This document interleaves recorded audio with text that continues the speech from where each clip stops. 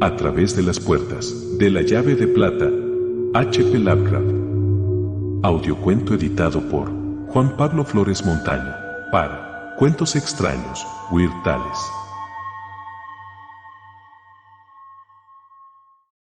A través de las puertas de la llave de plata y en un aposento enorme, adornado con tapices de extrañas representaciones y suelo cubierto de alfombras de Bujara, 618, de impresionante antigüedad y ejecución habilidosa, 4 hombres estaban sentados alrededor de una mesa llena de documentos.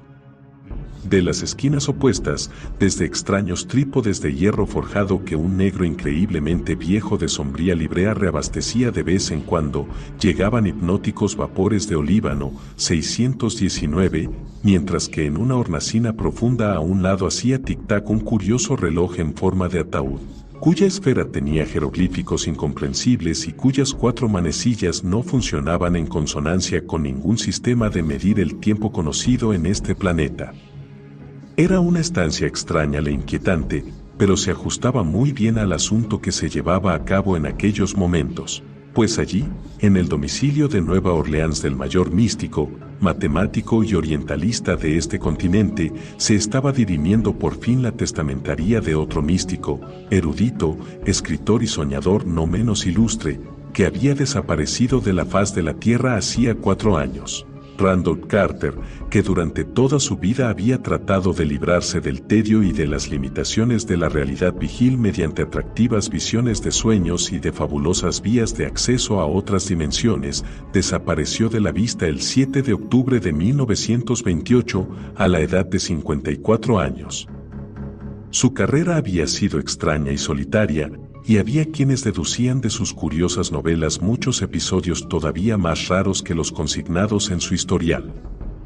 Su relación con Harley Warren, el místico de Carolina del Sur cuyos estudios sobre la primitiva lengua nacal, 620, de los sacerdotes del Himalaya le habían llevado a tan extravagantes conclusiones, había sido muy estrecha.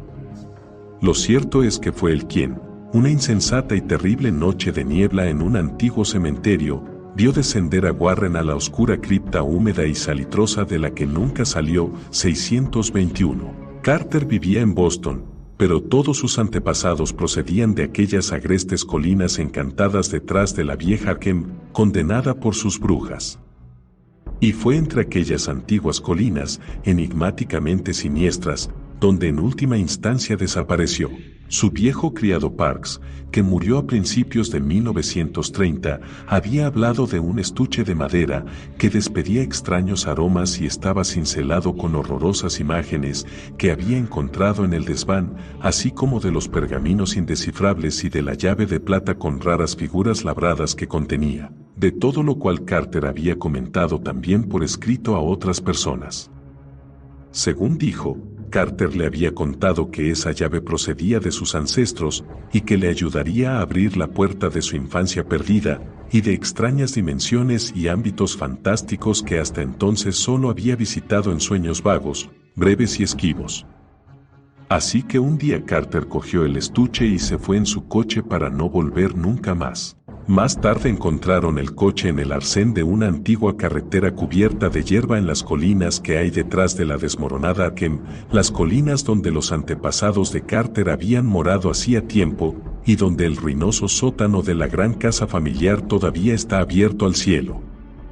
Fue en un bosquecillo de olmos altos cerca de allí donde otro Carter había desaparecido misteriosamente en 1781, no lejos del cottage medio derruido donde la bruja Woody Fowler había elaborado sus ominosas pócimas no hace mucho. La región había sido poblada en 1692 por fugitivos de los procesos por brujería de Salem, y hoy todavía tiene fama de que ocurren cosas vagamente ominosas difíciles de creer. Edmund Carter había huido justo a tiempo de la sombra de Gallows Hill, 622, y los rumores sobre sus hechicerías eran abundantes. Ahora, al parecer, su único descendiente se había ido a alguna parte para reunirse con él. En el coche encontraron el estuche de fragante madera cincelado con horrorosas imágenes y el pergamino que nadie podía descifrar. La llave de plata había desaparecido, presuntamente con Carter. Aparte de eso no había más pistas. Policías de Boston dijeron que las vigas caídas de la vieja casa de los Carter parecían extrañamente alteradas, y alguien encontró un pañuelo en la siniestra ladera rocosa poblada de árboles detrás de las ruinas, cerca de la temible cueva llamada Snake Den, guarida de la serpiente. Fue entonces cuando las leyendas campesinas acerca de la guarida de la serpiente cobraron nueva vitalidad.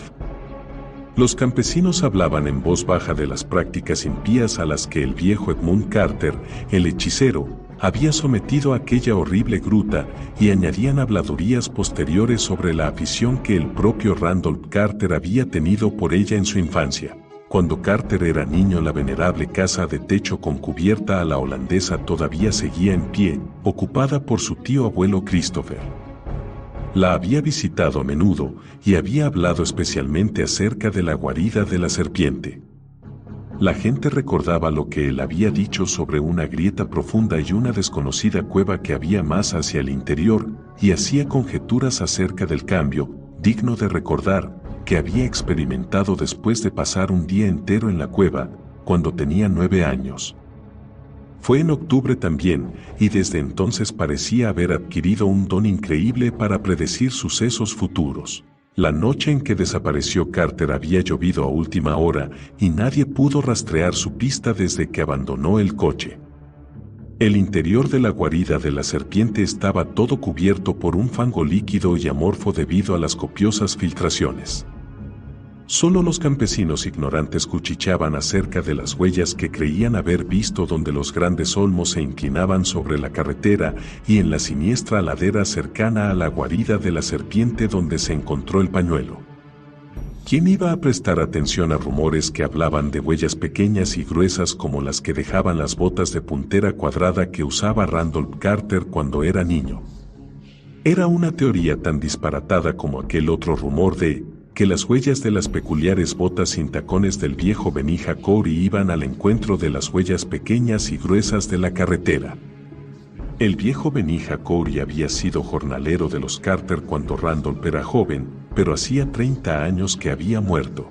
Debieron ser esos rumores, además de la propia afirmación de Carter a Parks y a otros de que la llave de plata de extraños arabescos le ayudaría a abrir la puerta de su infancia perdida, los causantes de que un grupo de estudiosos del misticismo declarasen que el desaparecido había vuelto sobre sus pasos en la senda del tiempo y había regresado a través de 45 años a aquel otro día de octubre de 1883 en que, cuando era niño, se había detenido en la guarida de la serpiente.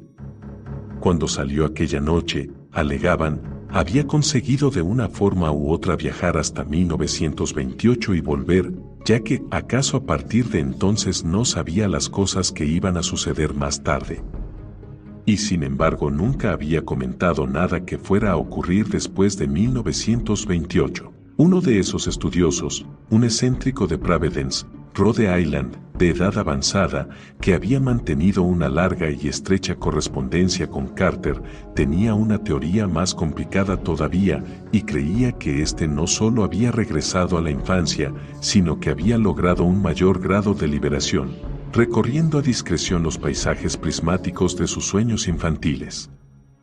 Después de haber tenido una extraña visión, ese hombre publicó un cuento sobre la desaparición de Carter, en el que insinuaba que el extraviado ahora era rey y ocupaba el trono de ópalo de Ilegbad, aquella fabulosa ciudad de torrecillas que se levantaba encima de los acantilados de cristal huecos que dominan el mar crepuscular en el que los Gnorri, barbudos y con aletas, edifican sus singulares laberintos.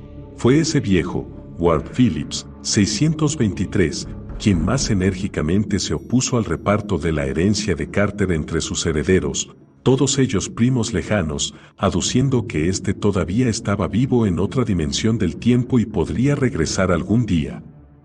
A este argumento se enfrentó legalmente uno de sus primos de Chicago, Ernest B. Aspinwall, 10 años mayor que Carter, pero tan combativo como un joven en todo lo relativo a pleitos. La disputa había proseguido encarnizadamente durante 4 años, pero al fin llegó el momento del reparto, y aquel enorme y extraño aposento en Nueva Orleans iba a ser el escenario de las disposiciones a acordar. Era el domicilio del albacea testamentario de Carter en lo concerniente a cuestiones literarias y financieras, el distinguido criollo, investigador de misterios y antigüedades orientales, Etienne Laurent de Merigny. Carter lo había conocido durante la guerra, cuando ambos sirvieron en la Legión extranjera francesa e inmediatamente se hicieron inseparables debido a que tenían similares gustos y puntos de vista. Cuando, durante un memorable permiso conjunto, el docto y joven criollo había llevado al melancólico soñador de Boston a Bayona, en el sur de Francia, y le había mostrado ciertos secretos terribles en las oscuras e inmemoriales criptas excavadas bajo aquella inquietante ciudad cargada de eones, la amistad quedó sellada para siempre. El testamento de Carter nombraba albacea a de Merigny, y en aquel preciso momento ese activo erudito presidía a regañadientes la asignación de la testamentaría. Era un triste deber para él, ya que, como el viejo de Rhode Island, no creía que Carter hubiese muerto. Pero, ¿qué importancia tienen los sueños de los místicos frente a la rígida cordura del mundo? En aquella extraña habitación del viejo barrio francés se sentaban alrededor de la mesa las personas que reclamaban tener algún interés en la transacción. Tal como señala la ley, se habían puesto los acostumbrados anuncios de la reunión en los periódicos de las ciudades en donde se creía que podían vivir los supuestos herederos de Carter, pero allí solo había 4 personas. Escuchando el irregular tic-tac de aquel reloj en forma de ataúd que no daba ninguna hora terrestre y el borboteo de la fuente del patio que se divisaba a través de las ventanas con montante en forma de abanico medio cubiertas por cortinas. A medida que pasaban las horas lentamente, las espirales de humo de los trípodes, que derrochaban tanto combustible que ya no parecían necesitar el servicio de aquel negro cada vez más nervioso que se deslizaba silenciosamente, iban medio ocultando los rostros de los 4. Allí estaba el propio Etienne de Merigny, delgado, moreno, apuesto, con bigote y todavía joven, 624. Aspinwall, representante de los herederos, tenía el cabello canoso, era corpulento y de complexión apoplética, y llevaba patillas. Phillips, el místico de Providence, era enjuto, de pelo cano, nariz larga, rostro lampiño y cargado de espaldas.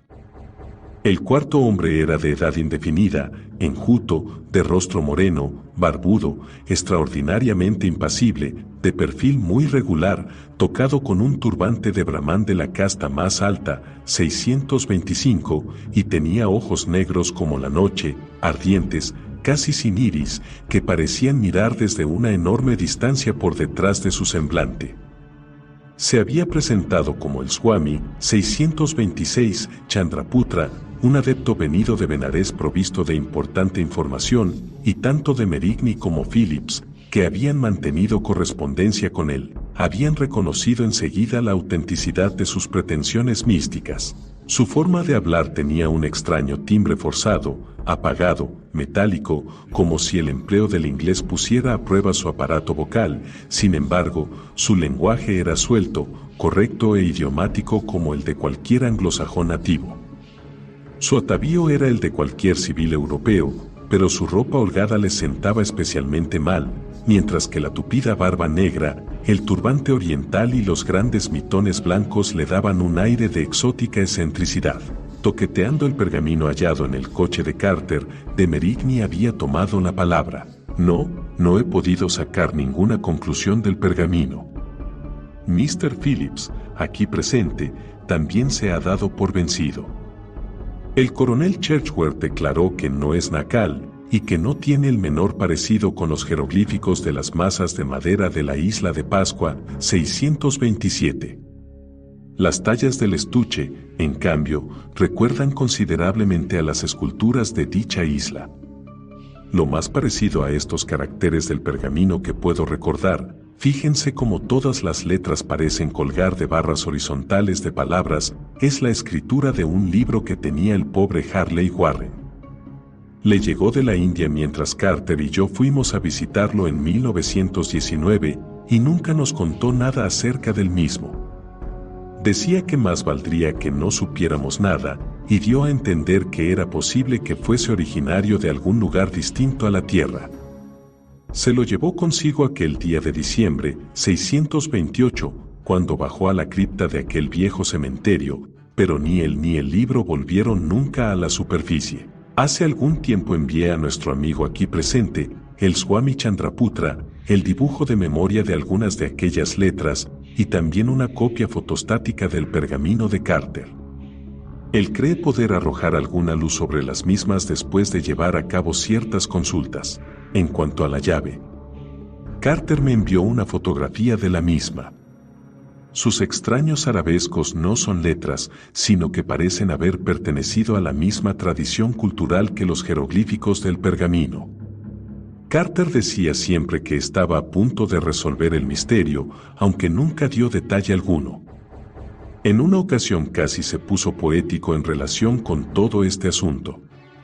Aquella antigua llave de plata, decía, abriría las sucesivas puertas que impiden nuestro libre tránsito por los enormes corredores del espacio y del tiempo, hasta la misma frontera que ningún hombre ha atravesado desde que Sadat, echando mano de su tremendo genio, construyó y ocultó en las arenas de la Arabia pétrea las prodigiosas cúpulas y los innumerables minaretes de Irem, la de las 1000 columnas, 629.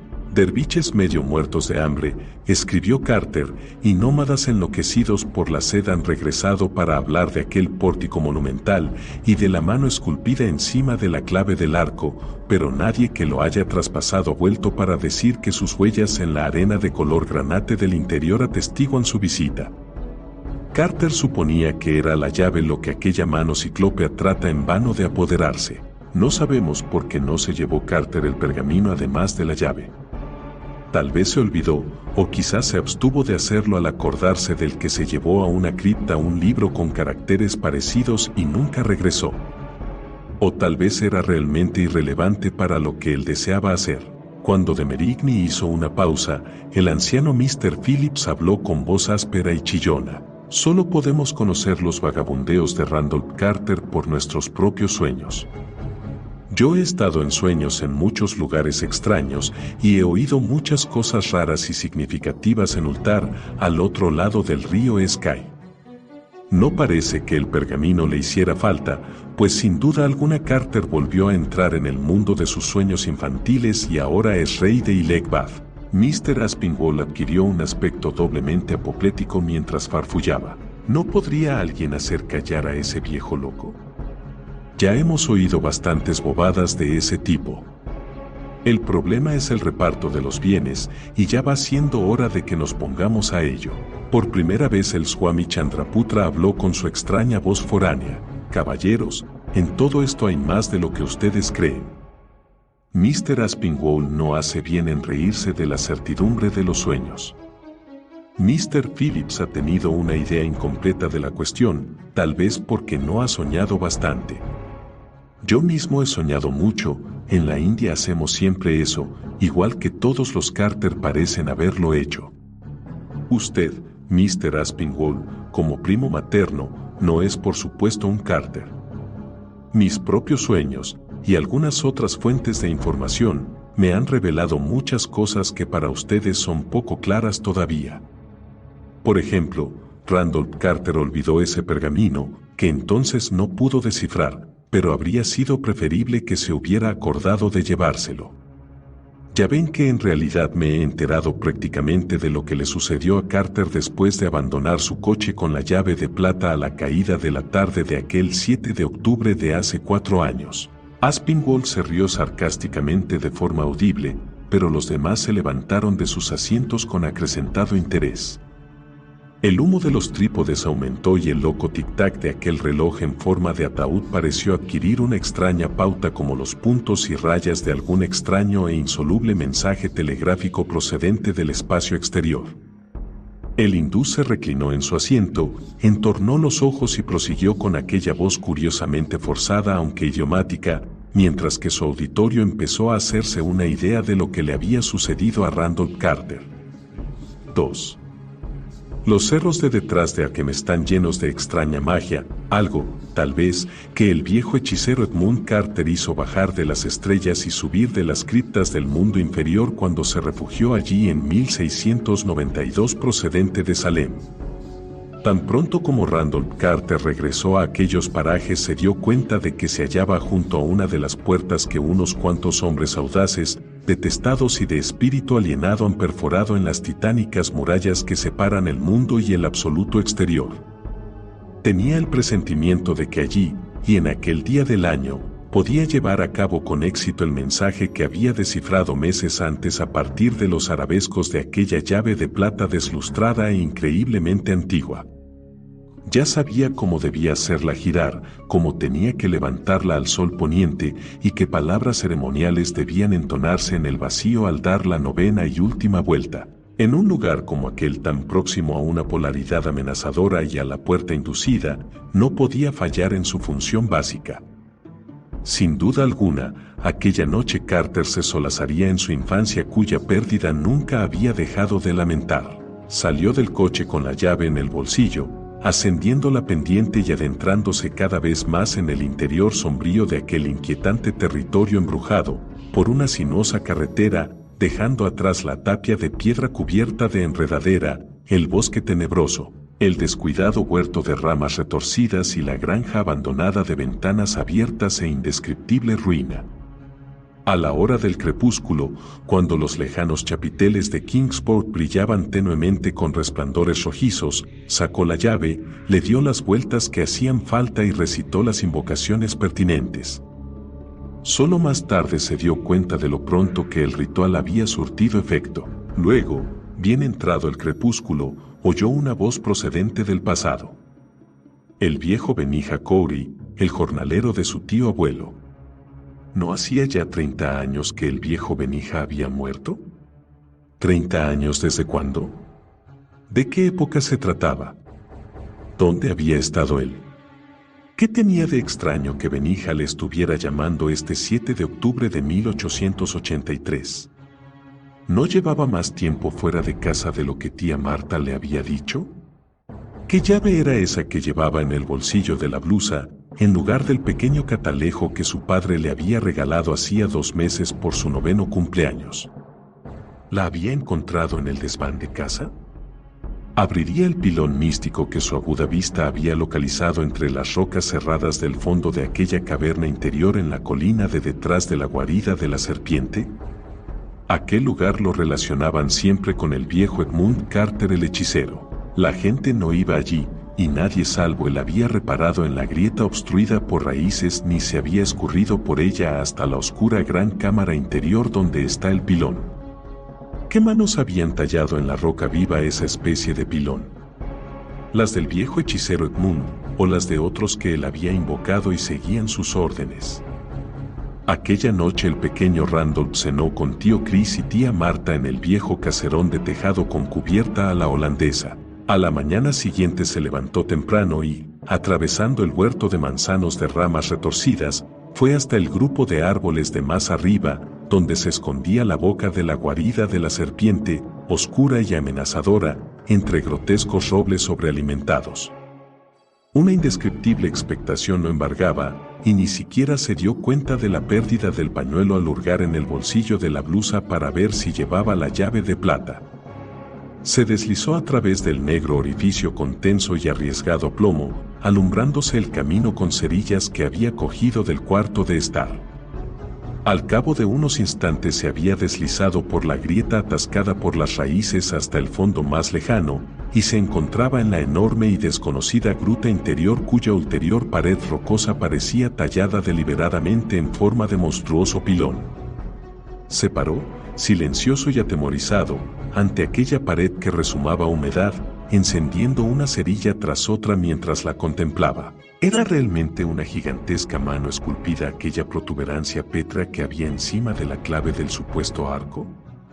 Acto seguido sacó la llave de plata y realizó movimientos e invocaciones cuyo origen solo podía recordar vagamente. ¿Había olvidado algo?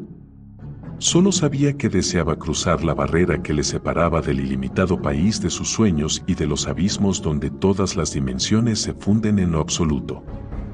3. Lo que sucedió después difícilmente puede describirse con palabras. Es una serie completa de esas paradojas, contradicciones y anomalías que no tienen cabida en la vida vigil, pero que llenan nuestros sueños más fantásticos y se aceptan como cosa normal hasta que volvemos a nuestro restringido, rígido y objetivo mundo de causalidad limitada y lógica tridimensional. Según proseguía con su relato, el hindú tenía dificultades para evitar lo que parecía, todavía más que la idea de un hombre trasladado a su infancia a través de los años, una especie de trivial y pueril extravagancia. Mr. Aspinwall, indignado, dio un resoplido apoplético y prácticamente dejó de escuchar, pues el rito de la llave de plata, tal como lo ejecutó Randolph Carter en aquella tenebrosa y embrujada cueva situada dentro de otra, no resultó infructuoso. Desde el primer ademán y la primera palabra se evidenció un aura de extraña e impresionante mutación, una sensación de imprevisible alteración y confusión del tiempo y del espacio, aunque no había el menor atisbo de lo que nosotros conocemos como movimiento y duración. Imperceptiblemente, cosas tales como la edad y la localización dejaron de tener significado alguno. El día anterior, Randolph Carter había salvado milagrosamente un abismo de años. Ya no había diferencia entre niño y hombre. Solo existía la entidad Randolph Carter, con cierto repertorio de imágenes que habían perdido cualquier relación con las escenas terrestres y las circunstancias de su adquisición. Un momento antes se hallaba en el interior de una cueva en cuya pared más lejana se insinuaba vagamente un arco monstruoso y una gigantesca mano esculpida. Pues bien, ya no había cueva ni ausencia de ella, ni pared o ausencia de la misma. Solo había una afluencia de impresiones no tanto visuales como cerebrales, en medio de las cuales la entidad que era Randolph Carter percibía o registraba todo lo que le daba vueltas en la cabeza, aunque sin tener una clara conciencia de cómo las recibía. Cuando el rito hubo concluido, Carter se dio cuenta de que no estaba en ningún lugar que los geógrafos de la Tierra pudieran identificar, ni en ninguna época que la historia pudiera determinar. A pesar de que lo que estaba sucediendo no le era del todo desconocido. Se aludía a ello en los enigmáticos fragmentos placóticos, y un capítulo entero del Necronomicon del árabe loco Abdul al-Azred había adquirido significado para él cuando hubo descifrado los motivos grabados en la llave de plata. Se había abierto una puerta, no la última puerta, sino una que conducía desde la tierra y el tiempo a aquella extensión de la tierra situada fuera del tiempo, desde la cual a su vez la última puerta conduce tremenda y peligrosamente al vacío final que hay más allá de todas las tierras, de todos los universos y de toda la materia. 630. Sería un guía, y muy terrible, un guía que había sido una entidad terrena millones de años antes, cuando el hombre era inimaginable, cuando formas ya olvidadas deambulaban por un planeta humeante edificando extrañas ciudades entre cuyas últimas ruinas desmoronadas iban a retozar los primeros mamíferos. Carter recordaba lo que el monstruoso Necronomicon había presagiado de manera vaga y desconcertante en relación con ese guía. Y aunque hay quienes se han atrevido, había escrito el árabe loco, a tratar de vislumbrar más allá del velo, y a aceptarlo como guía, habrían sido más prudentes si hubieran evitado cualquier trato con él, pues está escrito en el libro de Taz, 631, cuán terrible es el precio de un simple atisbo, 632. Tampoco pueden volver nunca aquellos que lo atraviesen, pues en la inmensidad que trasciende a nuestro mundo hay formas tenebrosas que se apoderan de uno y lo comprometen. La cosa que se arrastra en la noche, la maldad que desafía al signo mayor, la chusma que monta guardia en el portal secreto que cada tumba se sabe que tiene y que prospera a costa de los ocupantes de ellas, todas esas negruras son menores que el que guarda la puerta, el que guiará al temerario más allá de todos los mundos hasta el abismo de los devoradores innominables. Pues él es Umr Atabil, el más antiguo, que el escriba designó como el de vida prolongada, 633. En medio de aquel caos borboteante, memoria e imaginación dieron forma a imágenes borrosas de contornos inciertos, pero Carter sabía que no eran más que eso. No obstante, se daba cuenta de que no era casual que se hubieran formado en su mente, sino que más bien eran producto de alguna realidad abrumadora, inefable y descomunal, que le rodeaba y se esforzaba por traducirse en los únicos símbolos que él era capaz de captar. Pues ninguna mente terrena puede comprender las extensiones de forma que se entremezclan en los abismos colaterales situados fuera del tiempo y de las dimensiones que conocemos. Ante Carter fluctuó un nebuloso despliegue de figuras y escenas que él relacionó de una forma u otra con el primitivo pasado de la Tierra, olvidado desde hacía eones. Monstruosos seres vivos se movían pausadamente a través de perspectivas de fantástica factura que ningún sueño sensato podría contener nunca, de paisajes de increíble vegetación, de acantilados, de montañas y edificaciones no diseñadas por el hombre. Había ciudades bajo el mar y habitantes de las mismas, y torres en grandes desiertos desde las que globos, cilindros e indescriptibles entidades aladas salían disparados al espacio o caían estrepitosamente fuera del mismo. Carter captó todo eso, aunque las imágenes no tenían ninguna relación unas con otras ni con él. Por su parte, él mismo no tenía forma ni posición estables, sino únicamente indicios cambiantes de las mismas que le proporcionaba su trepidante imaginación. Había querido encontrar las regiones encantadas de sus sueños infantiles, en las que las galeras remontan el río Ocranos, pasados los dorados chapiteles de Sran, y las caravanas de elefantes recorren las junglas perfumadas de Cled, dejando atrás palacios olvidados de columnas de marfil veteado que duermen, bellos e intactos, bajo la luna. Ahora, intoxicado por visiones más amplias, apenas sabía lo que buscaba. Pensamientos de infinita y blasfema osadía surgieron en su mente y supo que se enfrentaría al temible guía sin miedo y le haría monstruosas y terribles preguntas. De pronto el desfile de impresiones pareció alcanzar una especie de vaga estabilización.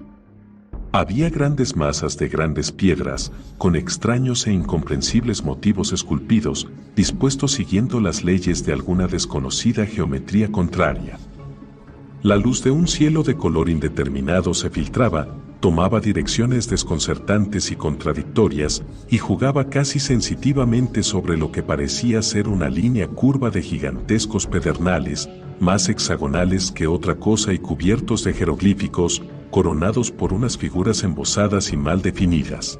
Había también otra figura que no ocupaba ningún pedestal, sino que parecía planear o flotar sobre el nebuloso nivel inferior que hacía las veces de suelo. No tenía exactamente una silueta fija, sino que transitoriamente sugería algo remotamente anterior o análogo a la forma humana, aunque su tamaño era la mitad del de un hombre corriente. Como las figuras de los pedestales, parecía estar embosado más de la cuenta, con algún tipo de tejido de color neutro, y Carter no logró descubrir ninguna abertura desde donde poder mirar. Probablemente no la necesitaba, ya que parecía pertenecer a una clase de seres de organismo y facultades muy ajenos al mundo meramente físico. Unos instantes después, Carter se dio cuenta de eso, ya que la figura había hablado a su mente sin utilizar sonidos ni lenguaje. Y aunque el nombre que pronunció era espantoso y terrible, Randolph Carter no retrocedió asustado. En vez de eso le contestó, igualmente sin sonidos ni lenguaje, y le hizo las reverencias que había aprendido del horroroso Necronomicon. Pues aquella figura era nada menos que la que el mundo entero había temido desde que el Omar surgió del mar y los de las alas llegaron a la tierra para enseñar al hombre el saber antiguo.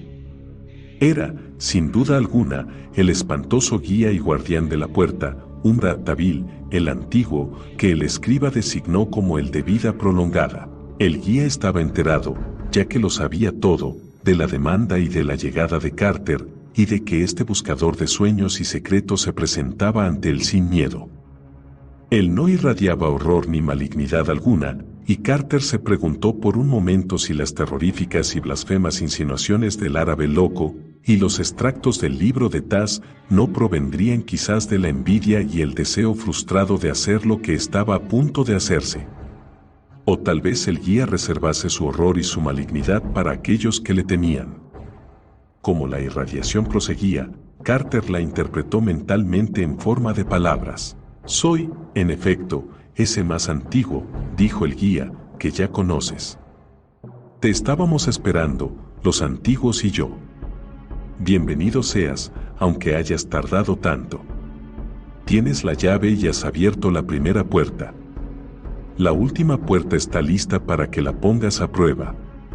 Si tienes miedo, no debes seguir adelante. Todavía puedes regresar indemne por donde viniste. Pero si decides seguir adelante, hubo un silencio ominoso, pero la irradiación seguía siendo amistosa. Carter no lo dudó ni por un momento, ya que le empujaba una ardiente curiosidad. Seguiré adelante, irradió en respuesta, y te acepto como guía. Al oír esa respuesta, el guía pareció hacer un signo, a juzgar por ciertos movimientos de su túnica, que podían deberse a que había levantado un brazo o algún otro miembro homólogo. Siguió un segundo signo y, gracias a lo que había aprendido, Carter comprendió que al fin se encontraba muy cerca de la última puerta. La luz cambió de color, adquiriendo otro inexplicable, y las figuras de los pedestales casi hexagonales se precisaron con mayor claridad. Al sentarse más erguidos, sus siluetas se parecieron más a las de los hombres, aunque Carter sabía que no podían ser tales. Encima de sus cabezas embosadas ahora parecían llevar altas mitras de colores indeterminados, que recordaban extrañamente a las de ciertas figuras indescriptibles cinceladas en la roca viva por algún escultor olvidado a lo largo de los peñascos escalonados de una elevada montaña prohibida de Tartaria, mientras que sujetos en ciertos pliegues de sus envolturas asomaban largos cerros cuya parte superior cincelada representaba un misterio grotesco y arcaico. Carter adivinó lo que eran, de dónde venían y a quién servían, y asimismo adivinó el precio de su servicio. Pero seguía contento, ya que por una extraordinaria aventura iba a enterarse de todo. Maldición, pensó, no es más que una palabra que manejan aquellos cuya ceguera les lleva a condenar a todos los que pueden ver, aunque sea con un solo ojo. Se asombraba de la enorme presunción de los que habían chismorreado sobre los malignos antiguos, como si ellos pudieran detener sus sueños eternos para descargar su ira sobre la humanidad. Como si un mamut, pensó, pudiera pararse para infligir un severo castigo a una lombriz. En aquel preciso instante todos los reunidos encima de las columnas vagamente hexagonales le saludaron con un movimiento de aquellos cetros extrañamente tallados e irradiaron un mensaje que él entendió. Te saludamos a ti, el más antiguo, y a ti, Randolph Carter, cuya osadía te ha convertido en uno de los nuestros. Carter vio entonces que uno de los pedestales estaba vacío, y un gesto del más antiguo le indicó que le estaba reservado a él. Vio también otro pedestal, más alto que los demás, en el centro de la extraña curva, ni semicírculo, ni elipse, parábola o hipérbola que formaban todos ellos. Este, supuso, era el trono del propio guía.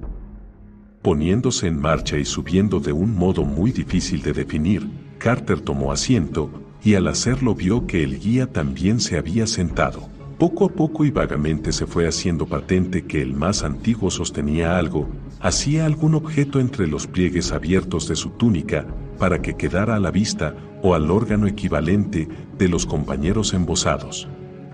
Era una gran esfera, o algo parecido, de algún metal vagamente iridiscente, y cuando el guía la mostró, una débil y penetrante sensación de sonido empezó a crecer y a menguar a intervalos que parecían seguir un ritmo, aunque no se trataba de ninguno conocido en la tierra.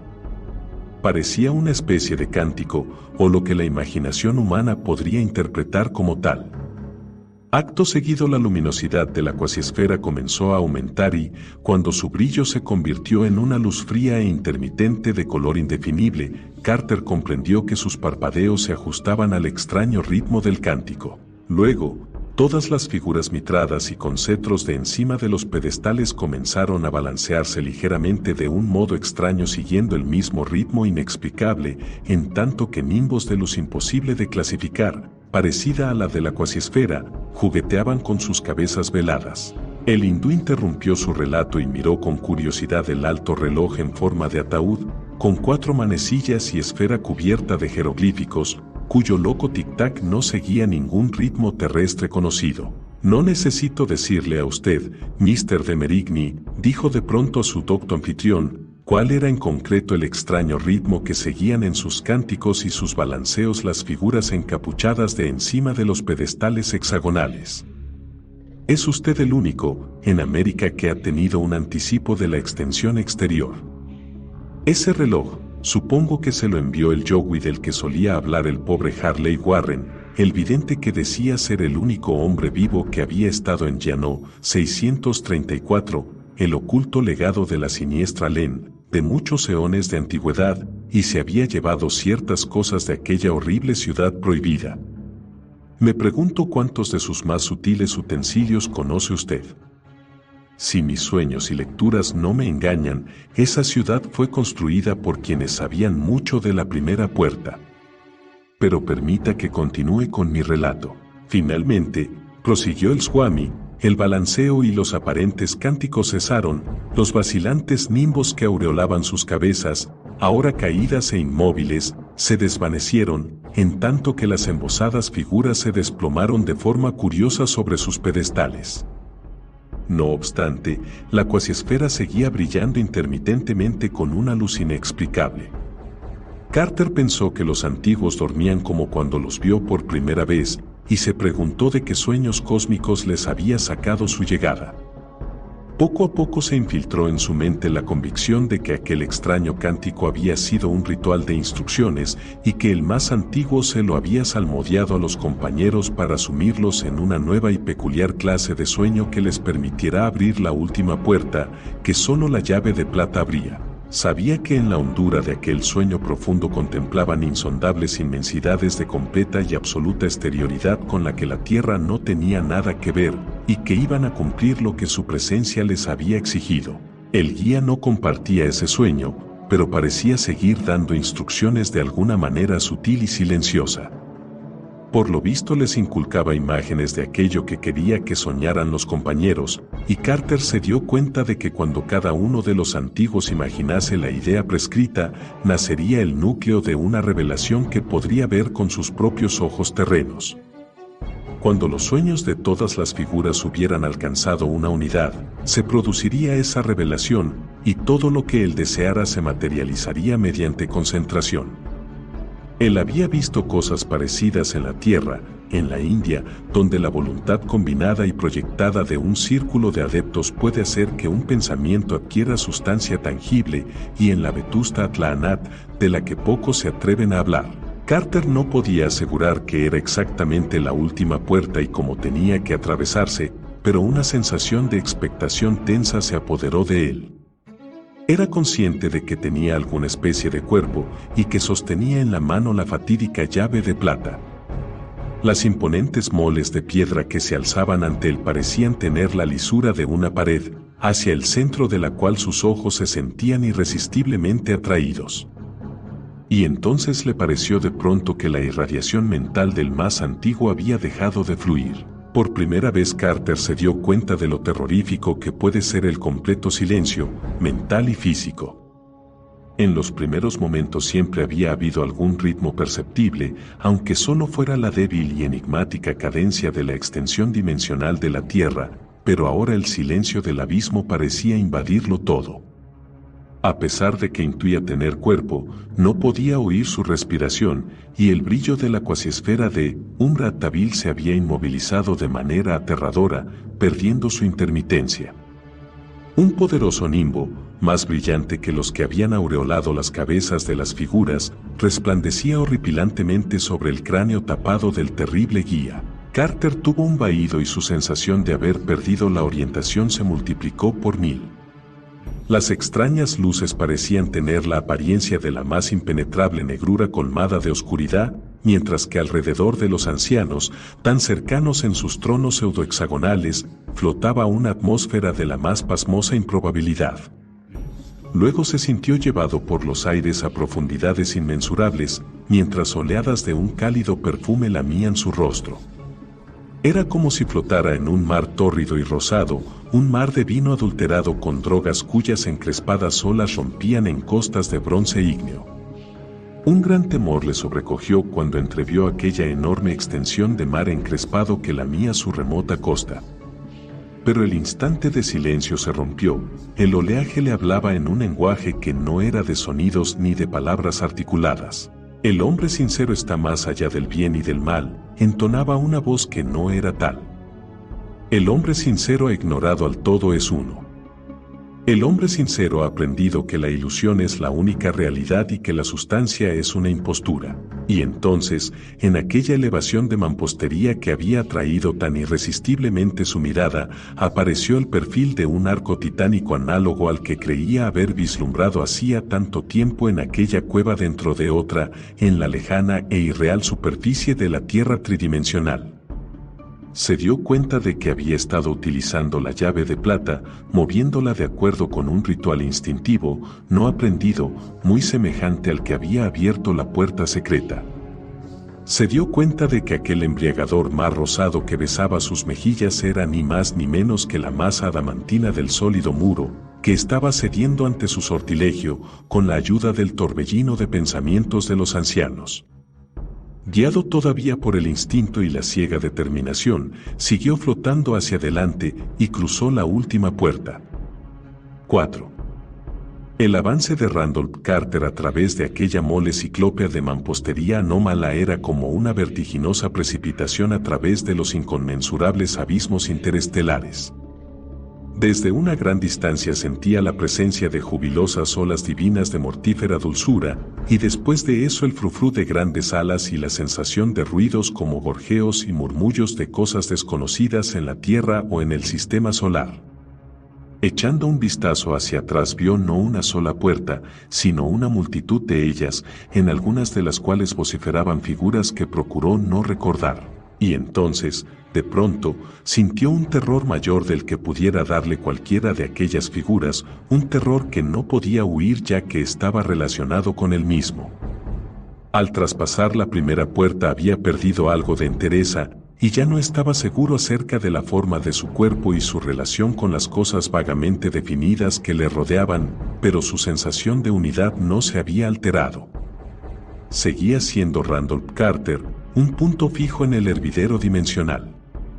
Una vez traspasada la última puerta, se dio cuenta, en un instante de miedo agotador, de que no era una sola persona, sino muchas. Se hallaba en muchos lugares al mismo tiempo. En la Tierra, el 7 de octubre de 1883, un niño llamado Randolph Carter abandonaba la guarida de la serpiente a la mitigada luz de la tarde, bajaba corriendo la ladera rocosa, atravesaba el manzanal de ramas retorcidas y se dirigía a la casa de su tío Christopher en las colinas más allá de Arkham. No obstante, en aquel mismo momento, que también pertenecía no sabía bien porque al año de 1928, una vaga sombra que era ni más ni menos que el propio Randolph Carter estaba sentada encima de un pedestal entre los antiguos, en la extensión transdimensional de la Tierra. Asimismo había un tercer Carter en el ignoto e informe abismo cósmico de más allá de la última puerta, y en otra parte, en un caos de escenas cuya infinita multiplicidad y monstruosa diversidad casi lo llevaron al borde de la locura, había una ilimitada confusión de seres que él sabía que eran el mismo tanto como la manifestación local que se hallaba al otro lado de la última puerta. Había Carters en escenarios que pertenecían a cada época conocida o imaginada de la historia de la Tierra, y a épocas más remotas de entidad terrestre que rebasan cualquier conocimiento, conjetura y credibilidad. Carters, con forma humana y no humana, vertebrada e invertebrada, consciente y sin inteligencia, animal y vegetal. Y aún más, había Carters que no tenían nada en común con la vida terrestre, sino que se movían extravagantemente en ambientes de otros planetas, sistemas, galaxias y continuos cósmicos. Esporas de vida eterna que iban a la deriva de mundo en mundo, de universo en universo, aunque todas eran el mismo de igual modo. Algunos de los vislumbres le recordaban sueños, a la vez imprecisos y vívidos, únicos y constantes, que había tenido durante los largos años transcurridos desde que empezó a soñar, y unos pocos tenían una familiaridad inquietante, fascinante y casi horrible que ninguna lógica terrena podía explicar. Al comprender eso, Randolph Carter vaciló presa del máximo horror, un horror como no había sospechado siquiera que existiera en el clímax de aquella noche espantosa en la que dos hombres se habían atrevido a entrar en una antigua y abominable necrópolis bajo una luna menguante y solo uno había salido. Ni la muerte, ni la fatalidad, ni la angustia pueden despertar la indescriptible desesperación que dimana de una pérdida de identidad. Fusionarse con la nada equivale al olvido pacífico, pero ser consciente de la existencia y saber no obstante que uno ya no es un ser determinado, distinto de los demás seres, que uno ya no tiene personalidad, es la cumbre indecible de la congoja y el pavor. Sabía que había habido un Randolph Carter de Boston, aunque no estaba del todo seguro de si él, el fragmento o faceta de una entidad terrestre que se hallaba al otro lado de la última puerta, había sido ese o algún otro.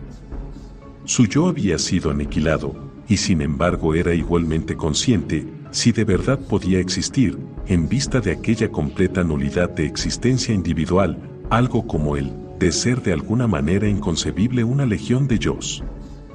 Era como si su cuerpo se hubiera transformado de pronto en una de aquellas efigies con muchos brazos y cabezas esculpidas en los templos de la India y contemplase el aglomerado en un desconcertante intento de discernir qué era el original y que los añadidos, si de verdad, pensamiento sumamente monstruoso, había algo que fuera original y distinto de las demás encarnaciones. Acto seguido, en medio de aquellas reflexiones abrumadoras, el fragmento de Carter que se hallaba al otro lado de la puerta fue arrojado desde lo que parecía el nadir del horror a los negros y sobrecogedores abismos de un horror todavía más profundo.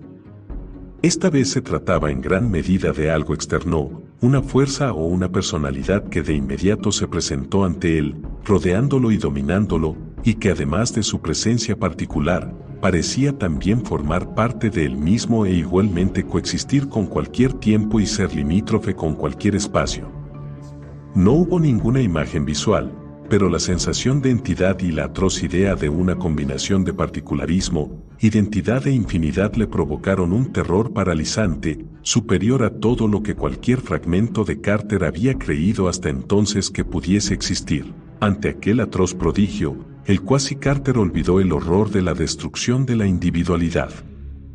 Se trataba de un todo en uno y un uno en todo de existencia y personalidad ilimitadas, no simplemente algo de un continuo espacio temporal, sino que estaba ligado a la máxima esencia animada del infinito alcance de la existencia, el último y absoluto alcance que no tiene límites y que supera a la imaginación lo mismo que a las matemáticas.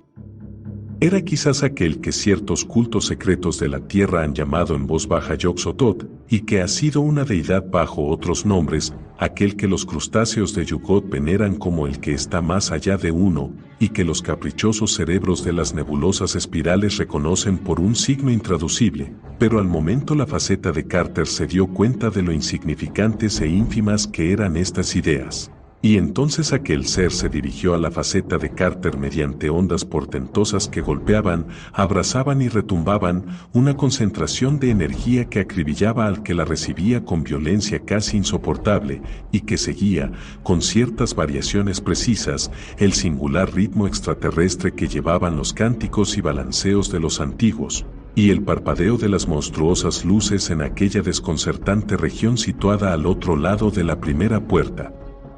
Era como si los soles, los mundos y los universos hubiesen convergido en un punto cuya propia posición en el espacio hubiesen urdido aniquilar con un impacto de violencia incontenible. Pero en medio de aquel terror tan grande el otro más pequeño disminuía, pues las virulentas ondas parecían aislar en alguna medida al Carter que estaba al otro lado de la puerta de su infinidad de dobles, parecían devolverle, por decirlo así, una cierta esperanza de identidad. Poco después empezó a traducir aquellas ondas a palabras que conocía y su sensación de horror y de opresión menguó. El miedo se convirtió en puro pavor, y lo que le había parecido abominablemente anómalo ahora solo le parecía majestuosamente inefable. Randolph Carter pareció decir aquello: mis manifestaciones en la extensión de tu planeta, los antiguos, te han enviado porque, pudiendo haber regresado últimamente al humilde país del sueño que habías perdido, sin embargo te has elevado con la mayor libertad al de los más grandes y más nobles deseos y curiosidades. Querías remontar el dorado Ucranos, tratar de descubrir las olvidadas ciudades de marfil de Cled, pródigo en orquídeas, y ocupar el trono de ópalo de Ilekbad, cuyas fabulosas torres e innumerables cúpulas se alzan imponentes hacia una sola estrella roja que brilla en un firmamento ajeno a tu tierra y a cualquier materia. Pues bien, después de haber cruzado las dos puertas, quieres cosas más elevadas. No huirás como un niño de una visión que no te gusta para refugiarte en un sueño querido, sino que te sumirás como un hombre en aquellos últimos secretos más íntimos que yacen detrás de todas las visiones y sueños. Lo que quieres, me parece bien, y estoy dispuesto a concederte lo que solo he concedido 11 veces a seres de tu planeta, solo 5 a los que llamas hombres o a los que se les parecen. Estoy dispuesto a mostrarte el misterio máximo, cuya contemplación puede malograr a los débiles de espíritu. No obstante, antes de mirar de frente al primero y último secreto de los secretos, todavía puedes elegir libremente y regresar, si quieres, cruzando las dos puertas, pues aún no ha sido rasgado el velo que cubre tus ojos. V. Una repentina interrupción de las ondas sumió a Carter en un escalofriante e imponente silencio repleto del espíritu de la desolación. Por todas partes le apremiaba la ilimitada inmensidad del vacío, aunque sabía que el ser todavía se encontraba allí. Al cabo de un momento pensó en palabras cuya enjundia lanzó al abismo. Acepto. No retrocederé. Las ondas volvieron a expandirse, y Carter supo que el ser le había oído.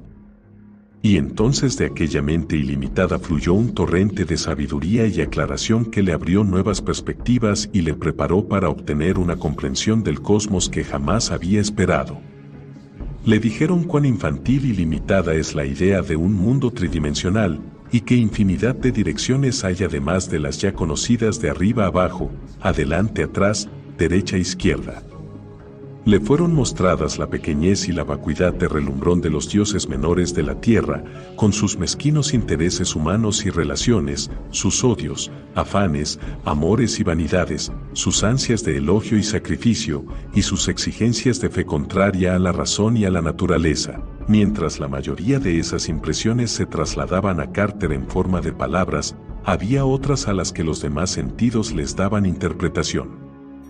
Tal vez con la vista, o quizás con la imaginación, percibía que se encontraba en una región cuyas dimensiones estaban más allá de lo que el ojo y el cerebro humano pueden concebir.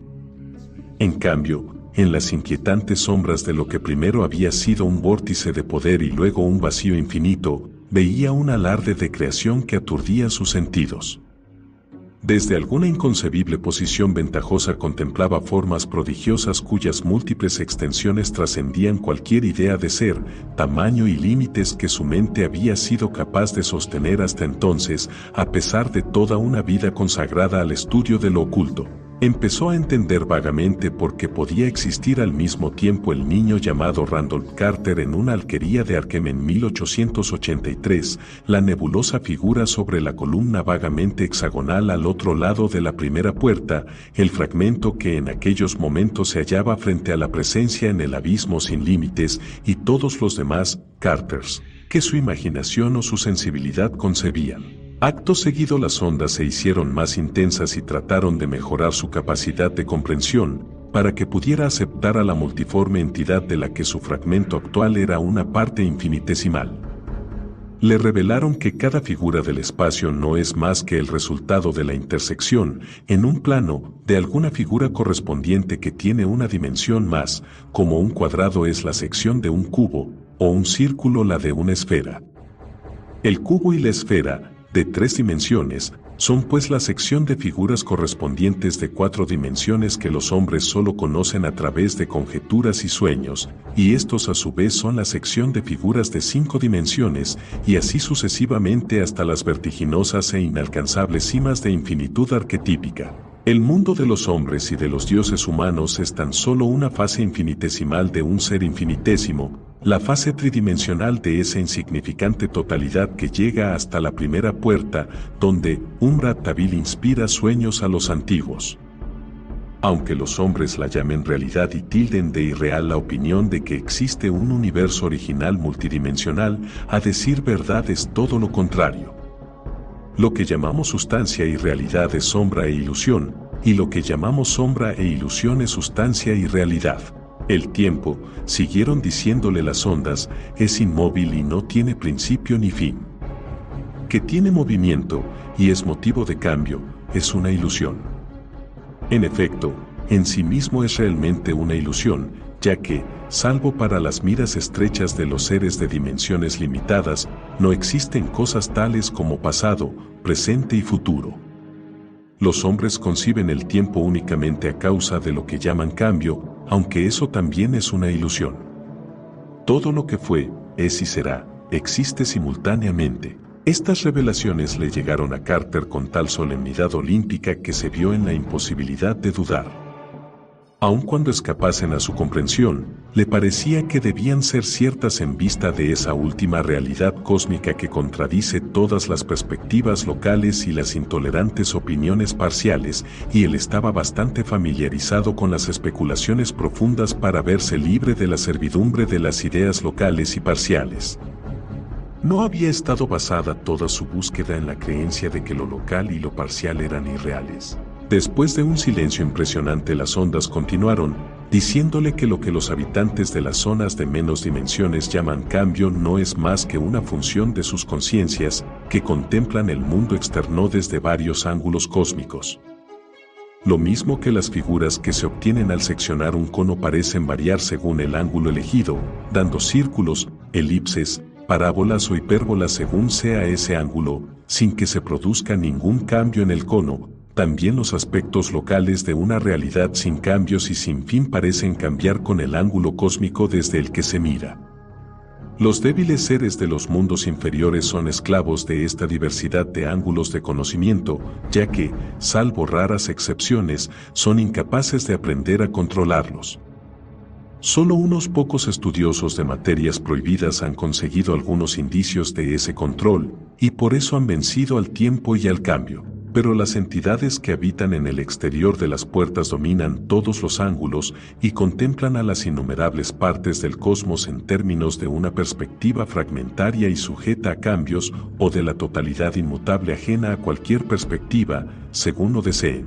Cuando las ondas volvieron a callarse, Carter empezó a comprender vagamente y algo amedrentado el trasfondo definitivo de aquel enigma de la individualidad perdida que tanto le había horrorizado al principio. Su intuición reconstruyó los fragmentos de las revelaciones y lo acercó cada vez más a la comprensión del secreto.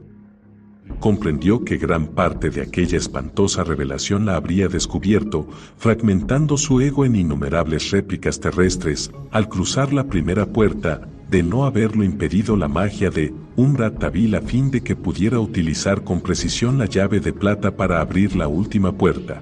Deseando aclarar ideas, emitió ondas mentales, preguntando más detalles acerca de la relación exacta entre sus varias facetas, el fragmento que en aquellos momentos se hallaba al otro lado de la última puerta, el que seguía encima del pedestal cuasi hexagonal tras cruzar la primera puerta, el niño de 1883, el hombre de 1928. Los diversos seres ancestrales que fueron sus antepasados y habían moldeado su ego, y los anónimos habitantes de otros eones y otros mundos que aquel primer y espantoso destello de percepción definitiva había identificado consigo mismo.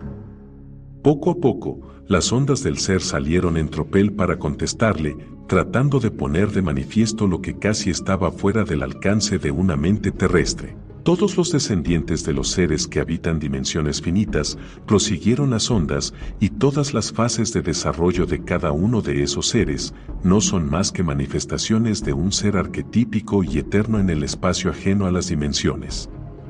Cada ser local, hijo, padre, abuelo, y así sucesivamente, y cada etapa del ser individual infante, niño, muchacho, joven, viejo, no es más que una de las infinitas fases de aquel mismo ser arquetípico y eterno, originada por una variación del ángulo del plano conciencia que lo secciona. Randolph Carter a cualquier edad, Randolph Carter y todos sus antepasados, tanto humanos como prehumanos, terrestres y preterrestres, todos eran solo fases de un Carter, definitivo, eterno, ajeno al espacio y al tiempo, proyecciones fantasmales diferenciadas únicamente por el ángulo con que el plano de la conciencia secciona en cada caso al arquetipo eterno. Un ligero cambio de ángulo podía convertir al estudioso de hoy en niño de ayer, podía convertir a Randolph Carter en aquel hechicero Edmund Carter que huyó de Salem a las colinas de detrás de Arkham en 1692, o en aquel Pigman Carter que en el año 2169 empleará extraños recursos para rechazar a las hordas mongolas de Australia. Podía convertir a un Carter humano en una de esas entidades primitivas que moraron en la primordial Hiperborea y adoraron al negro y moldeable Tzatohua 635, después de llegar volando de Quitanil,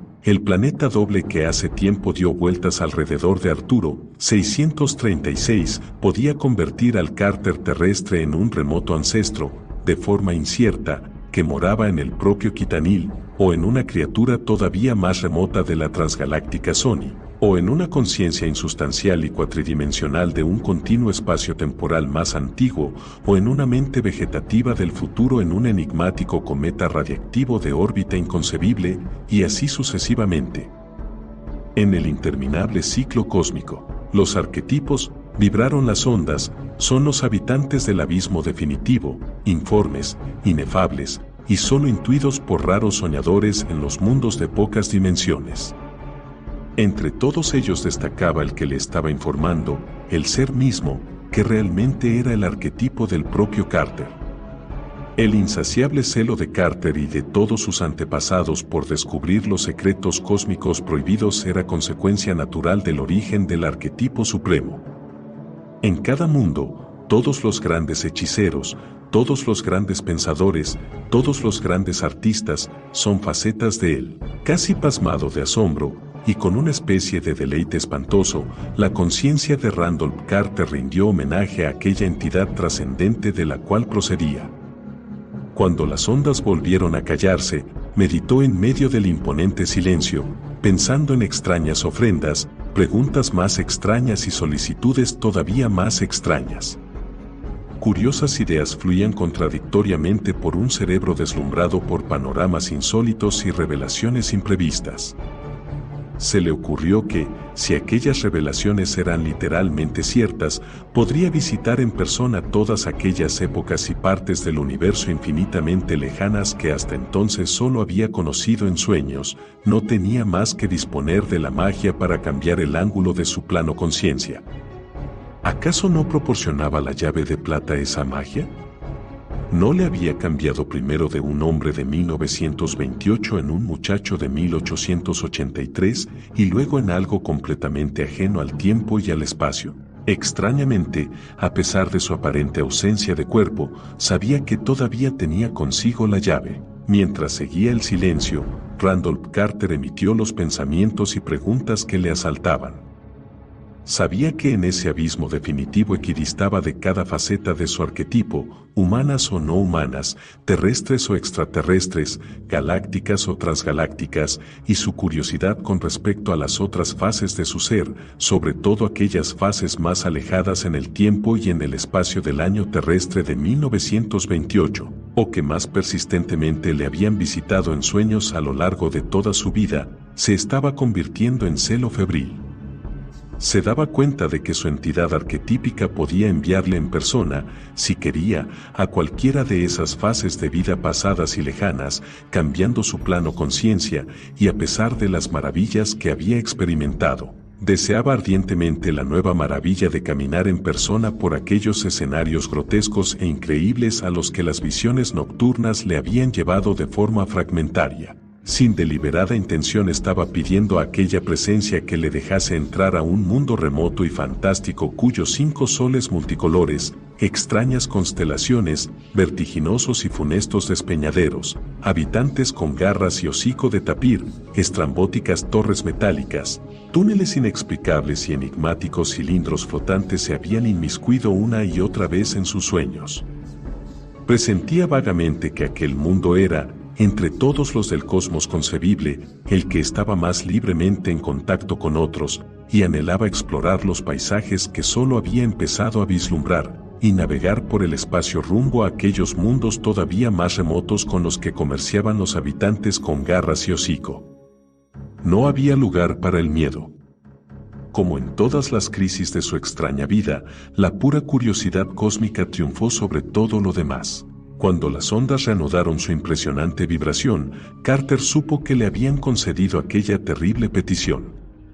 El ser le habló de los tenebrosos abismos a través de los cuales tendría que pasar, de la ignota estrella quíntuple de una insospechada galaxia alrededor de la cual gira aquel mundo extraño, y de los horrores ocultos en madrigueras contra los que la raza de criaturas con garras y hocico luchan permanentemente. También le habló de cómo el ángulo de su personal plano conciencia y el ángulo de su plano conciencia con respecto a los factores espacio-temporales del mundo solicitado tendrían que inclinarse simultáneamente para devolver a aquel mundo la faceta de Carter que había morado allí. La presencia le aconsejó que se asegurase de llevar los símbolos si quería volver alguna vez de aquel remoto y extraño mundo que había elegido, y él emitió en respuesta una impaciente afirmación, confiando en que la llave de plata, que pensaba que seguía en su poder, y que sabía que había inclinado a la vez el plano del mundo y el suyo cuando lo devolvió a 1883, contuviera esos símbolos aludidos. Y entonces el ser, captando su impaciencia, le indicó su buena disposición a llevar a cabo la monstruosa precipitación. Las ondas cesaron repentinamente y sobrevino una tensa calma momentánea acompañada de una indecible y espantosa expectación. Luego, sin previo aviso, se produjo un zumbido y un tamborileo que aumentaron hasta convertirse en un tremendo estruendo.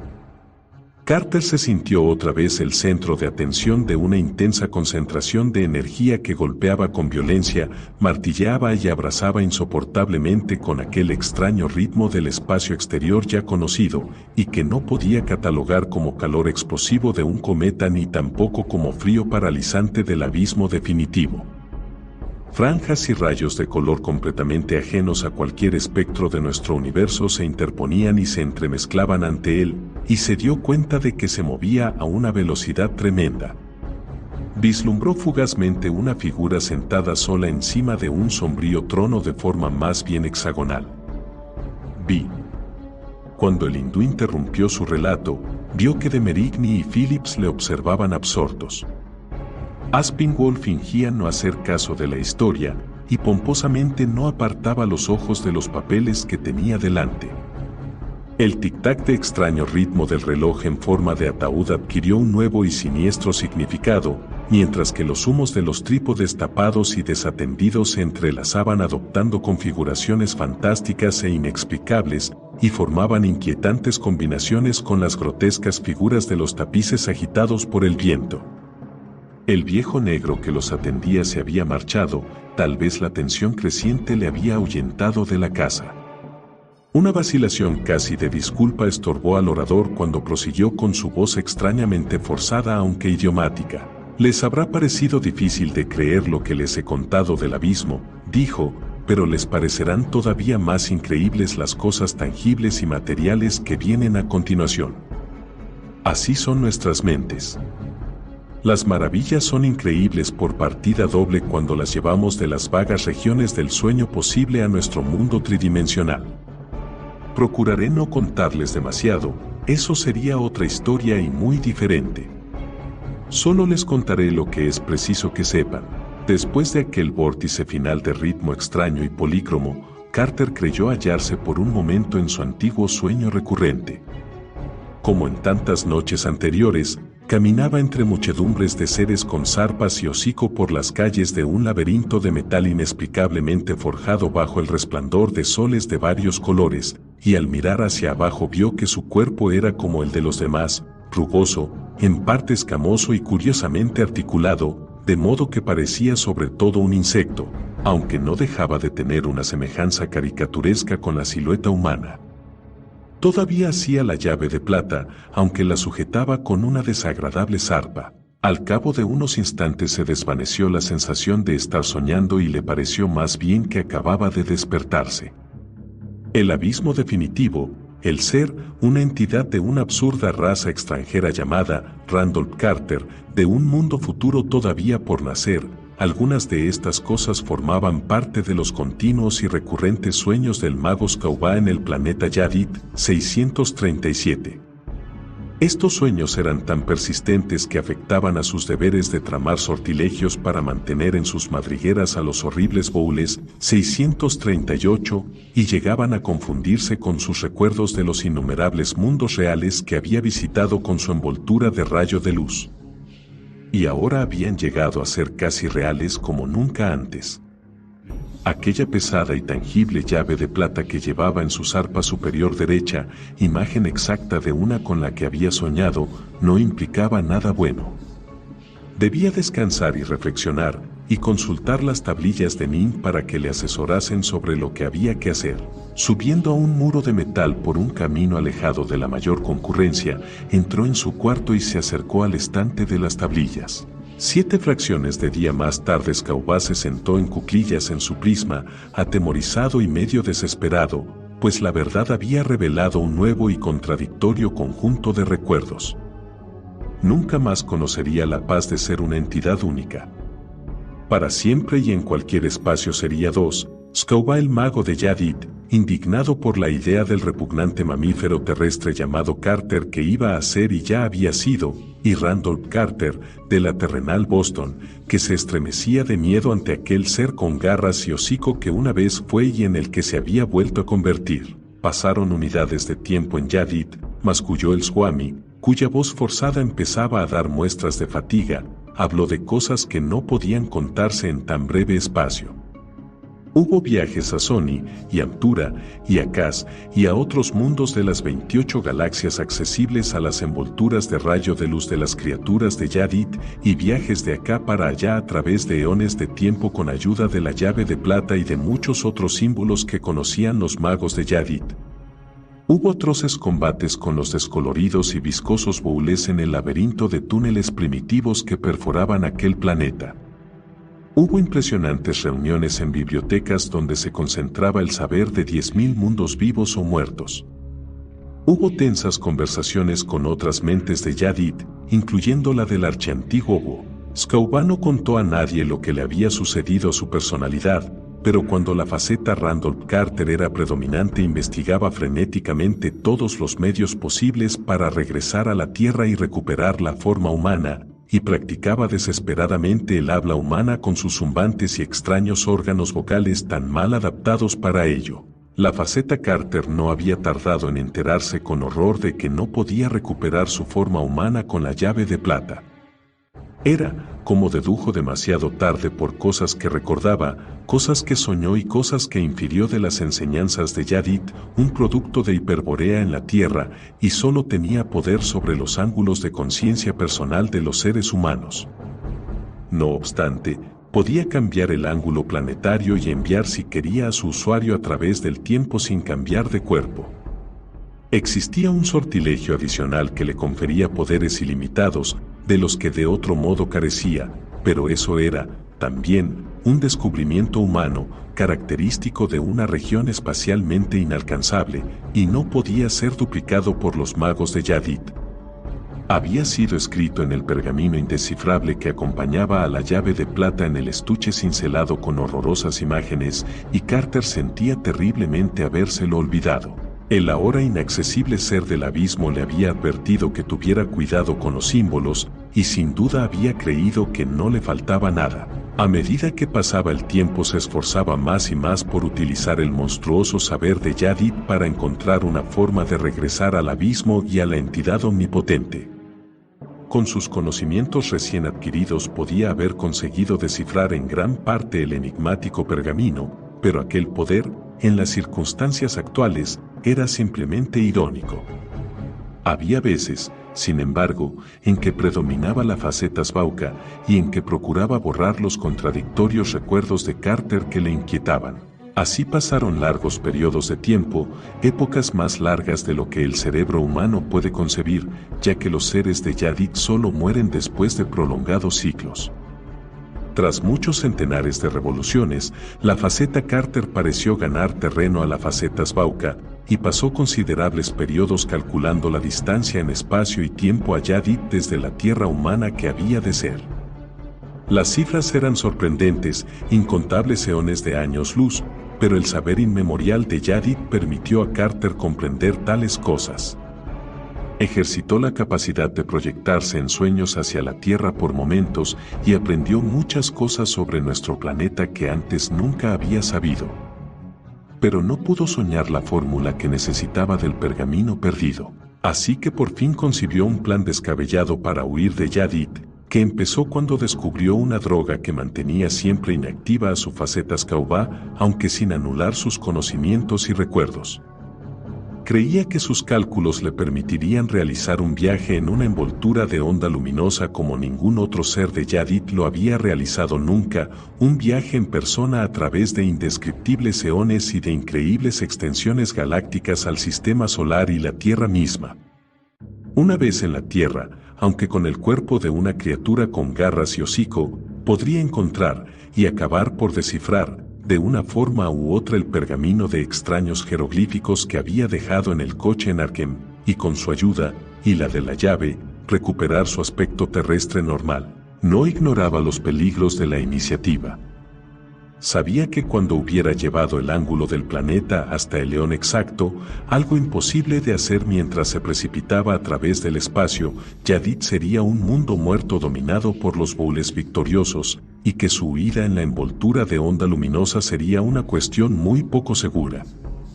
Asimismo se daba cuenta de que debía lograr la suspensión momentánea de las funciones vitales a la manera de un adepto para soportar el vuelo de eones a través de abismos insondables.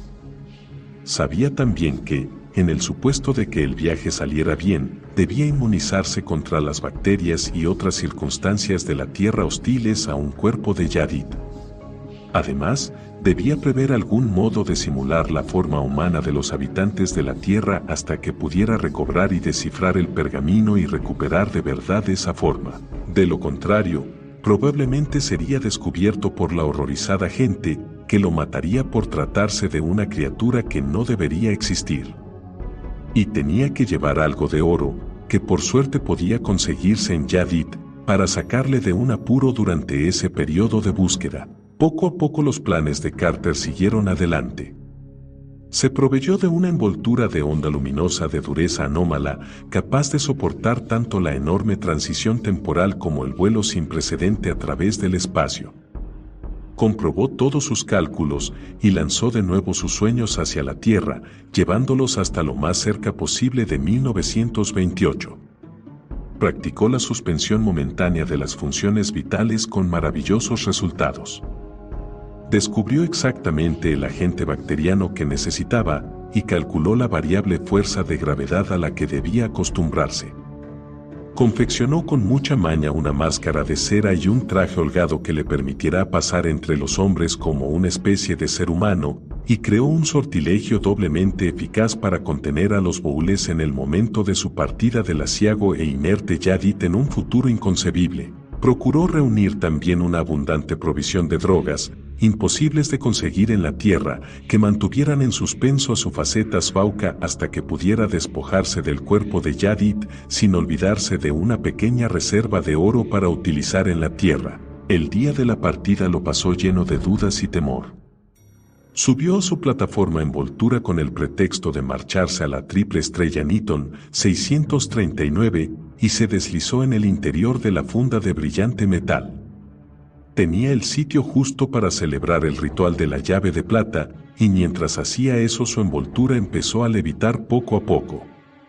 Se produjo un atroz borboteo y el día se nubló, y sintió un dolor horroroso. El cosmos pareció dar vueltas de modo irresponsable y las demás constelaciones danzaban en un cielo negro. De pronto Carter notó un nuevo equilibrio. El frío de los abismos interestelares corroía el exterior de su envoltura y comprendió que flotaba libremente en el espacio. El edificio de metal desde el que había partido se había desmoronado hacía siglos. Debajo de él el suelo estaba plagado de gigantescos boules, y mientras miraba, uno de ellos se irguió varios centenares de pies y dirigió hacia él una extremidad descolorida y viscosa. Pero hoy sus sortilegios fueron eficaces, y al cabo de unos instantes descendía de Yadid sano y salvo. 7. En aquella extraña habitación de Nueva Orleans, de la que el viejo sirviente negro había huido instintivamente, la curiosa voz del Swami Chandraputra se desgañitó todavía más. «Caballeros», prosiguió, «no les voy a pedir que crean estas cosas hasta haberles mostrado pruebas concluyentes. Acéptenlas, pues, como si fuera un mito, cuando les hable de los miles de años luz, miles de años de tiempo, e innumerables miles de millones de millas que empleó Randolph Carter en atravesar el espacio velozmente como una indescriptible entidad extraterrestre dentro de una delgada envoltura de metal electroactivado. Calculó con el mayor cuidado el tiempo de suspensión momentánea de sus funciones vitales, contando con que terminaría solo unos pocos años antes del aterrizaje en la Tierra en Oasia, 1928. Nunca olvidará aquel despertar. Recuerden, caballeros, que antes de aquel sueño que duró muchos eones había vivido conscientemente durante miles de años terrestres entre las extrañas y horribles maravillas de Yadid. El frío produjo una espantosa corrosión, cesaron los amenazadores sueños, y echó una ojeada a través de las planchas oculares de la envoltura. Estrellas, solas y en grupos, nebulosas, por todas partes, y por fin sus siluetas tenían cierta afinidad con las constelaciones de la Tierra que él conocía. Algún día podrá contarse su descenso al sistema solar. Vio Kinarty Yugot en el borde, pasó cerca de Neptuno y vislumbró los infernales hongos blancos que lo salpican, se enteró de un secreto indecible de las nieblas de Júpiter entrevistas fugazmente, divisó el horror en uno de los satélites y observó las ruinas ciclópeas que se extienden por encima del disco rojizo de Marte. Cuando se acercó a la Tierra la vio como un fino creciente que aumentaba de tamaño de modo alarmante. Redujo la velocidad, aunque sus sensaciones de estar regresando al hogar le hacían desear no perder ni un instante. No intentaré hablarles de esas sensaciones de las que me he enterado a través del propio Carter. En fin, por último Carter se quedó flotando en las capas altas de la atmósfera terrestre hasta que amaneció en el hemisferio occidental. Quería aterrizar en el mismo sitio de donde había partido, cerca de la guarida de la serpiente, en las colinas que hay detrás de Arkham. Si alguno de ustedes ha estado ausente durante mucho tiempo, y sé que uno lo ha estado, le dejo a su criterio que juzgue cuánto debió afectarle la visión de las onduladas colinas de Nueva Inglaterra, y los grandes olmos, y los huertos de árboles nudosos. Descendió al alba en el prado de más abajo de la antigua casa de los Carter, y se alegró del silencio y la soledad que allí reinaban. Era otoño, como cuando había partido, y el perfume de las colinas actuó como un bálsamo para su espíritu. Se las arregló para arrastrar la envoltura metálica por la ladera del bosque hacia arriba hasta la guarida de la serpiente, aunque no consiguió pasar al interior de la cueva a través de la grieta obstruida por raíces. Fue allí también donde cubrió su cuerpo de extraterrestre con ropa humana y una máscara de cera que juzgó indispensable. Guardó allí la envoltura durante más de un año, hasta que ciertas circunstancias le obligaron a buscar un nuevo escondrijo. Fue caminando a Arkham, ejercitando por cierto su cuerpo para adoptar posturas humanas y habituarse a la gravedad terrestre, y cambió su oro por dinero en un banco. Hizo también algunas investigaciones, haciéndose pasar por un extranjero que no sabía mucho inglés, y descubrió que se encontraba en 1930, solo 2 años después del objetivo que había pretendido. Como es natural, su situación era espantosa. Imposibilitado de hacer valer su identidad, obligado a estar en guardia constantemente, con ciertas dificultades para alimentarse y necesitando ahorrar la extraña droga que mantenía inactiva a su faceta Skaubá, le parecía que debía actuar lo más rápidamente posible. Fue a Boston y tomó una habitación en el ruinoso West End, donde podía vivir con poco dinero y sin llamar la atención, e inmediatamente hizo averiguaciones sobre la fortuna y bienes de Randolph Carter. Fue entonces cuando se enteró de lo deseoso que estaba Mr. Aspinwall, aquí presente, de repartir la herencia, y con cuánto brío se esforzaban Mr. de Merigny y Mr. Phillips por mantenerla intacta. El hindú hizo una reverencia, aunque no cruzó expresión alguna por su rostro moreno, apacible y cubierto por una poblada barba. Indirectamente, prosiguió, Carter consiguió una copia fiable del pergamino desaparecido y empezó a intentar descifrarlo. Me alegra decir que pude ayudarle a hacerlo, pues recurrió a mí bastante pronto y, a través de mí, entró en contacto con otros místicos repartidos por todo el mundo. Fui a vivir con él a Boston, un lamentable sitio en Chambers Street. En cuanto al pergamino, me complace poder sacar de dudas a Mr. de Merigny. Déjeme decirle que la lengua de aquellos jeroglíficos no es nacal sino erreliano, idioma que fue traído a la tierra por la prole de Cthulhu hace innumerables siglos, 640. Se trata, desde luego, de una traducción. Hubo un original hiperbóreo, millones de años más antiguo, escrito en la lengua primigenia de Tzadjo. Había más para descifrar de lo que Carter había supuesto, pero en ningún momento perdió la esperanza. A principios de aquel año hizo grandes progresos gracias a un libro que importó de Nepal, y no cabe la menor duda de que lo conseguirá dentro de poco. Sin embargo, por desgracia ha aparecido un obstáculo, se ha agotado la extraña droga que mantiene inactiva a la faceta Svauka. No obstante, este infortunio no es tan grande como era de temer. La personalidad de Carter se impone en el cuerpo, y cuando predomina Svauka, durante periodos cada vez más cortos y solo como consecuencia de alguna emoción desacostumbrada, generalmente está demasiado aturdido para anular la labor de Carter. No puede encontrar la envoltura metálica que lo devolvería a Yadid, pues aunque una vez estuvo a punto de encontrarla, Carter la escondió de nuevo en un momento en que la faceta Svauka estaba completamente latente. El único daño que ha causado ha sido asustar a unas cuantas personas y originar ciertos rumores de pesadilla entre los polacos y lituanos del West End de Boston. De momento, no ha estropeado el cuidadoso disfraz preparado por la faceta Carter, aunque a veces se lo quita de modo que algunas partes han tenido que ser reemplazadas. He visto lo que hay debajo, y no es una visión agradable. Hace un mes Carter vio el anuncio de esta reunión, y supo que tenía que actuar con rapidez para proteger su fortuna. No podía esperar a descifrar el pergamino y recobrar su forma humana. Por lo tanto ha delegado en mí para que actúe en su nombre, y como tal estoy aquí. Caballeros, les digo que Randolph Carter no ha muerto, que está provisionalmente en un estado anómalo, pero que dentro de 2 o 3 meses como mucho podrá aparecer en su verdadera forma y exigir la custodia de sus bienes. Estoy dispuesto a presentarles pruebas si es preciso. Por consiguiente, les ruego que aplacen esta reunión por un periodo indefinido. 8. De Merigny y Phillips miraron fijamente al hindú como hipnotizados, en tanto que Aspinwall emitía una serie de resoplidos y bramidos.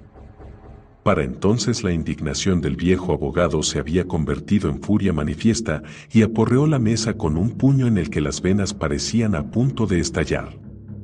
Cuando por fin habló, fue una especie de vociferación. ¿Cuánto tiempo vamos a soportar estas bobadas?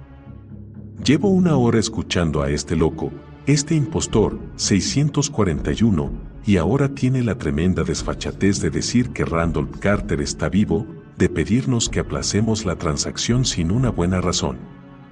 ¿Por qué no pone de patitas en la calle a ese sinvergüenza, de Merigny?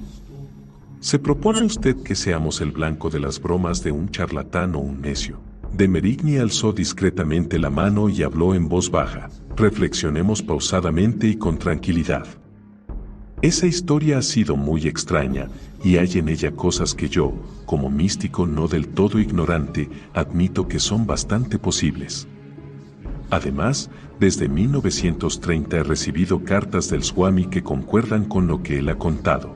Al detenerse de Merigni, el anciano Mr. Phillips se permitió unas palabras. El Swami Chandraputra habló de pruebas. Yo también reconozco que gran parte de esta historia es bastante significativa, y yo mismo he recibido muchas cartas del Swami durante los 2 últimos años que curiosamente la corroboran, pero algunas de esas afirmaciones parecen excesivas. ¿No nos podría usted mostrar algo tangible?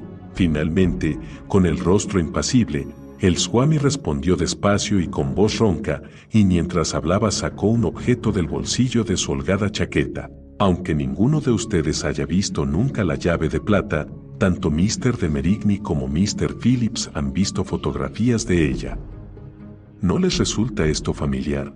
Puso vacilantemente encima de la mesa, con su mano grande enfundada en blancos mitones, una pesada llave de plata deslustrada, de casi 5 pulgadas, unos 12 centímetros y medio, de largo, de hechura desconocida y totalmente exótica, y cubierta de un extremo a otro de jeroglíficos de lo más extraño. De Merigni y Phillips se quedaron boquiabiertos. «¡Eso es!», exclamó de Merigni. «La cámara no miente. No puedo equivocarme», pero Aspinwall ya había lanzado su respuesta. «Necios. ¿Qué prueba eso? Si esa es realmente la llave que perteneció a mi primo, este extranjero, este maldito negro, va a tener que explicar cómo la consiguió. ¿Cómo sabemos que no la robó y le asesinó? Estaba medio chiflado y se relacionaba con gente todavía más chiflada. Oye, tú, negro, ¿dónde conseguiste esta llave? ¿Mataste a Randolph Carter?» El rostro del Swami, excepcionalmente apacible, no sufrió cambio alguno, pero sus extraños ojos negros sin iris resplandecieron peligrosamente y habló con gran dificultad. «Haga el favor de controlarse, Mr. Aspinwall. Hay otra clase de prueba que podría darle, pero la impresión que les causaría a todos no sería agradable. Seamos razonables. Aquí tengo algunos documentos, escritos por supuesto con posterioridad a 1950 y en el inconfundible estilo de Randolph Carter. Sacó con torpeza un largo sobre del interior de su holgada chaqueta y se lo dio al farfullante abogado, mientras de Merigni y Phillips le observaban totalmente confusos y con una incipiente sensación de superno asombro. La letra, desde luego, es casi ilegible, pero recuerden que Randolph Carter ya no tiene manos bien adaptadas para la escritura humana. Aspinwall echó un vistazo a los documentos apresuradamente y quedó visiblemente perplejo, pero no cambió de modales.